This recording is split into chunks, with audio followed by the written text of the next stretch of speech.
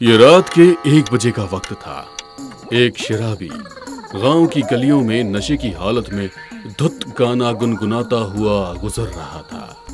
एक कदम पूरब में, दूसरा पश्चिम। सामने की चीजें एक की चार दिख रही थी। नशे से चढ़ गई ओए कुड़ी, नशे से चढ़ गई, पतंग सी लगी ओए कुड़ी, पतंग सी लगी। तेज हवाओं की झोंके की आवाज उसके कानों से टकराई तो वो गाना गाता हुआ रुक गया। कुछ ही कदम की दूरी पर प्राची एक क्रॉप टॉप और जीन्स पहने हुए, चेहरे पर मुस्कान लिए उसी की तरफ आ रही थी। ओहो, लगता है आज शहर की कोई सेक्सी लड़की गांव में आ गई। आज तो लॉटरी लग गई मेरी। ऐसा कहते हुए वो प्राची की तरफ बढ़ा। प्राची ने भी उसको अपने पास आने का इशारा करते हुए कुछ कदम पीछे लिए। वो शराबी आंखों में वासना लिए उसकी तरफ डगमगाते हुए कदमों को बढ़ा रहा था। प्राची की कमर एक पेड़ से टकराई और वो वहीं रुक गई। आजा मेरी जान, आजा आजा। वो शराबी तेजी से उसके करीब पहुंचा और कसकर प्राची को गले लगा लिया। और उसकी चिकनी कमर पर अपने हाथों को बेतहाशा फिराए जा रहा था। एक सिसकी प्राची के मुंह से निकली और वो उससे अलग हुई। अपनी आंखें बंद करो। उस शराबी ने अपनी आंखें बंद कर ली। प्राची ने अपना हाथ बढ़ाया और उस शराबी के चेहरे को सहलाने लगी। अब प्राची की पूरी चमड़ी लाल थी और नाखून बहुत लंबे हो चुके थे। उसने झट से उस आदमी की आंखों में नाखून घुसेड़ दिए और उसकी आंखों से खून रिसने लगा। ये क्या कर रही है कमीने? शराबी अपने चेहरे को थामे इधर उधर लड़खड़ाने लगा और उसकी आखिरी चीख फिजा में गूंज कर रह गई। कुछ देर बाद जब प्राची हवेली पहुंची तो वहां पूरी तरह से सन्नाटा पसरा हुआ था। वो चुपचाप मध्यम कदमों से कॉरिडोर होती हुई उस दरवाजे के अंदर चली गई। आग जैसी रोशनी दरवाजे से बाहर आई और पूरा कॉरिडोर जगमगा उठा। इस तरफ नितिन अपने कमरे में आराम से सो रहा था। तभी उसके पास प्रशांत पहुंचा। नितिन, उठ जा नितिन, प्राची अकेली उस कमरे में गई है। यार तू आज फिर से वही मजाक कर रहा है ना? चल यार, मैं मजाक नहीं कर रहा हूँ। प्रशांत जबरदस्ती उसे उसी दरवाजे के पास ले गया। उन्होंने देखा कि दरवाजे के नीचे की झिर्री से आग की रोशनी बाहर आ रही है। Oh my God! नितिन ने धड़ाम से दरवाजा खोल दिया और फिर जो उन्होंने देखा ये उनकी जिंदगी का सबसे खौफनाक दृश्य था। उस कमरे में चारों तरफ आग लगी हुई थी और बीच में जमीन पर योग मुद्रा में प्राची बैठी हुई थी। उसके पीछे उसके कंधों पर हाथ रखे हुए कोई खड़ा था और उसका पूरा शरीर लाल था। दांत बहुत खूंखार, सर पर 2 सींग भी थे, आंखें तेज पीली थी। प्राची अपनी आंखों को बंद किए हुए बैठी थी और वो उसके कंधों पर हाथ रखे हुए खड़ा था। ये मंजर देखकर नितिन को बहुत बड़ा झटका लगा। प्राची, उठो वहां से, नहीं तो ये तुम्हें मार देगा। प्राची ने उसकी तरफ देखा लेकिन कोई जवाब नहीं दिया। वो दानव अब नितिन और प्रशांत की तरफ भागा। उन दोनों का दिल दहल उठा और वो तेजी से बाहर भाग गए। उन्होंने देर न करते हुए दरवाजा बाहर से बंद कर दिया और लंबी लंबी सांसें लगने लगे। क्या था वो? कोई हैवान, दानव या जानवर? आज तक इतना भयानक आकर्षण किसी का नहीं देखा। अब हुआ ना यकीन मेरी बात का। चलो पापा से मिलकर उनसे बात करते हैं ना मेरी प्राची। नितिन ने इस बार देर नहीं की और दोनों उसी वक्त कार से गिरीश के पास पहुंचे। पापा, बहुत ही बड़ी मुसीबत आ गई है। कैसी मुसीबत और इतना घबराए हुए क्यों? पापा, मैं हमारी विलासपुर वाली हवेली गया था अपने दोस्तों के साथ। ये सुनते ही गिरीश के चेहरे पर गुस्सा उतर आया और वो नितिन को खरी खोटी सुनाने लगा। पापा, अभी ये सुनने सुनाने का वक्त नहीं है। मैं उस दरवाजे के अंदर का दृश्य अपनी आंखों से देख कर आ रहा हूँ। उस दरवाजे के पीछे तो पूरी तरह का एक नरक बसा हुआ है।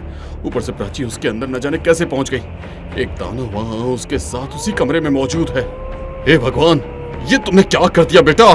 प्राची ही नहीं, अब पूरी दुनिया खतरे में है।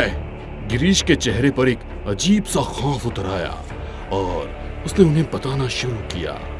20 साल पहले गिरीश के पिता का निधन हो गया था।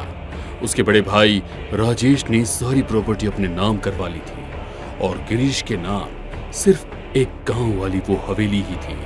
उस राजेश ने बड़ा भाई होकर भी मेरे बारे में जरा भी नहीं सोचा। नकली वसीयत बनवाई, सारा बिजनेस अपने नाम, शहर का घर अपने नाम, और मेरे लिए छोड़ा है तो बस गांव की वो हवेली जहां आज के समय में कोई नहीं रहना चाहेगा और मैं उसे बर्बाद कर दूंगा।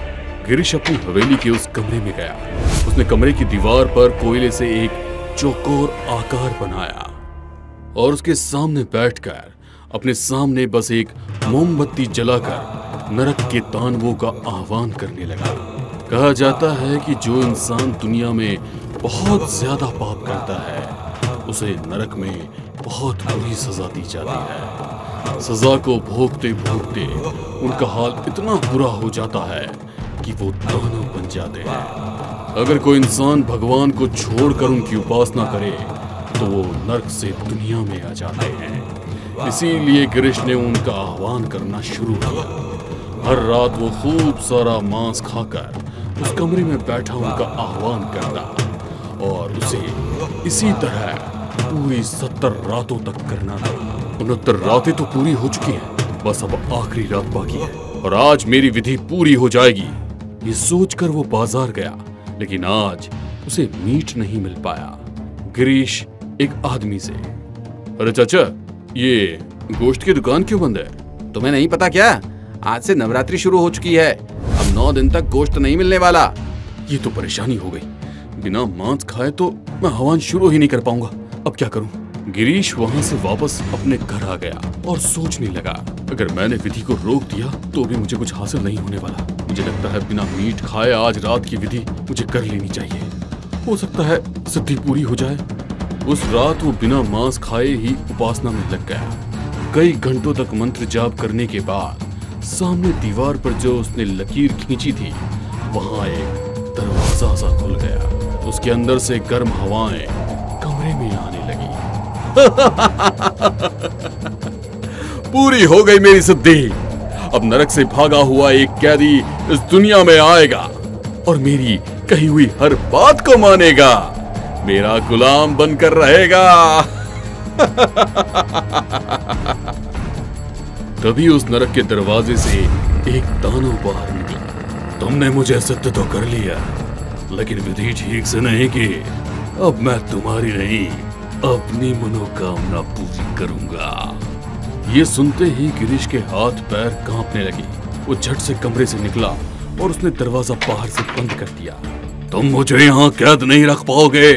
नरक का दरवाजा खुल चुका है और मैं इसके अंदर वापस नहीं जाऊंगा। मैं किसी भी इंसान के शरीर में प्रवेश करके इस हवेली से बाहर निकल जाऊंगा। मैं उसी रात तुम्हारी माँ के साथ उस हवेली को छोड़कर यहाँ आ गया था। मैंने वहाँ काका को छोड़ दिया था और उनसे मना किया था कि उस दरवाजे को ना खोले। ये सुनकर अब नितिन को अपनी गलती पर पछतावा हो रहा था, लेकिन इस वक्त उसे किसी भी तरह प्राची की जान बचानी थी। तो पापा, अब आप ही बताइए कि प्राची के ऊपर से उस दानव का प्रभाव कैसे खत्म होगा? इस पर गिरीश ने कुछ सोचकर जवाब दिया, तो मुझे वहां पर लेकर चलो। अब ये तीनों वापस हवेली पहुंचे। रात के सन्नाटे में हवेली के अंदर से चीख पुकार करने की आवाज सुनाई दे रही थी। ये तीनों हवेली के अंदर गए और कॉरिडोर से उसी कमरे की तरफ बढ़ने लगे। पापा, आप मुझे बता तो दीजिए कि हमें करना क्या है? गिरीश उसकी कोई बात नहीं सुन रहा था। वो बस तेजी से उसी कमरे की तरफ बढ़ता जा रहा था। उसने कुंडी खोली और झट से दरवाजे के अंदर घुस गया। चारों तरफ पूरी तरह से आग लगी हुई थी और वो दानव अभी भी प्राची के सिर पर ही खड़ा था। गिरीश, आखिर तू आ ही गया। मैंने कहा था ना कि तू मुझे कैद नहीं रख पाएगा। अब देख कैसे मैं इस लड़की के अंदर घुसकर पूरी दुनिया को तहस कर दूंगा। कल अमावस्या है, मेरी ताकत और बढ़ जाएगी और मैं पूरी तरह से इस लड़की के शरीर पर कब्जा कर लूंगा।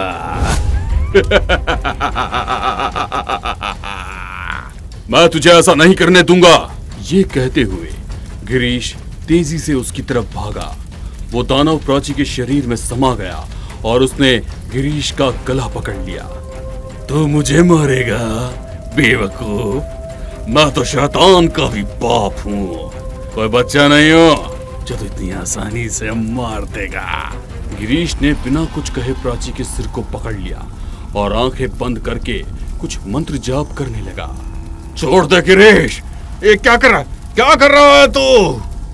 गिरीश ने मजबूती से उसको पकड़ा हुआ था और मंत्र पढ़ता जा रहा था। तभी प्राची के शरीर से उस दानव की आत्मा निकली और गिरीश के अंदर समा गई। गिरीश की आंखें लाल हो गई और उसके सर पर सींग निकल आए। प्राची भी अब होश में आ चुकी थी। वो भागकर नितिन के पास पहुंच गई। पापा, ये आपने क्या किया? अब वो मेरे शरीर में है। ये सुनकर तीनों डर गए और गिरीश ने आगे कहा, तुम लोग डरो नहीं, मैंने इसका आह्वान किया था, मैं इस पर काबू पा सकता हूँ। तभी कमरे से एक आवाज गूंजी, तू ऐसा नहीं कर सकता गिरीश। गिरीश अब दीवार पर खुले नर्क के दरवाजे की तरफ बढ़ गया, जिसके अंदर आग ही आग दिखाई दे रही थी। पापा रुक जाइए। गिरीश बिल्कुल भी नहीं रुका और नर्क के दरवाजे के अंदर दाखिल हो गया। नितिन उसकी तरफ बढ़ता, तभी आग की लपटें उस दरवाजे से ऐसे बाहर आने लगी और किसी की उसकी तरफ बढ़ने की हिम्मत नहीं हुई। उसके साथ ही उस दानव की आवाज भी कमरे में गूंजने लगी। तूने ये ठीक नहीं किया गिरीश, अब तू भी नरक में ही रहेगा, हमेशा हमेशा। तभी वो दरवाजा बंद हो गया और दीवार सामान्य हो गई। अब चारों तरफ मौत का सन्नाटा सा छा गया। ये सब क्या हुआ नितिन? हमारी गलतियों का बदला हमारे पापा ने चुका दिया। अपनी आत्मा का त्याग देकर उन्होंने नर्क का दरवाजा बंद कर दिया।